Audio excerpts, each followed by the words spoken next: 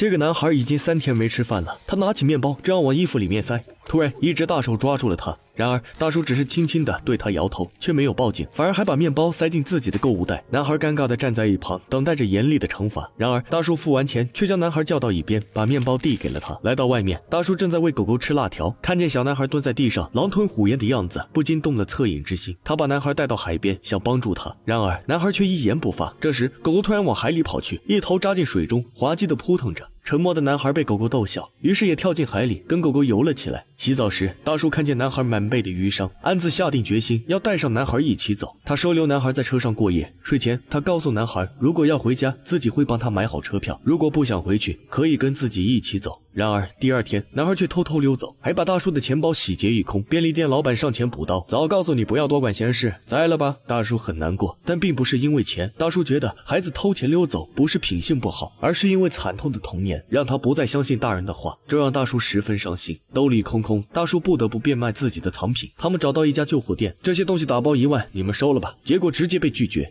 一堆破爛值幾個錢。老板媳婦更是在一旁虎視眈眈。大叔無奈，只得挨個給朋友打電話。中年人的崩潰是從借錢開始的，打了一圈，幾十個朋友沒一個肯借錢給他。大叔只能先回到車上，卻發現後座上的狗狗尿結石復發，痛苦地嗚咽着。他急忙帶狗狗到醫院做手術，萬幸來得及時，狗狗沒有大礙，但醫藥費卻讓主人犯了難。他回舊貨店軟磨硬泡，直到深夜。店老板平時是個耙耳朵，在大叔的不斷哀求下，決定雄起一回，趁老婆不在，出重金收下了大叔的藏品。有了錢，他們繼續上路，總算來到獎票上的溫泉酒店。老板娘很熱情地接待了他們，然而狗狗很皮，剛到房間就撕壞枕頭。大叔更皮，嘴上罵得凶，但就是捨不得打。飯後，一人一狗闖進別人的聚會，喝醉的大叔硬是要拉着狗狗參加合影，還非得坐中間。聚會的人很生氣，但狗狗挎着墨鏡，傻了吧唧的樣子實在太搞笑。老板娘趕緊拍了一張，然而誰也想不到，這張蹭來的照片竟成了大叔和狗狗的遺照。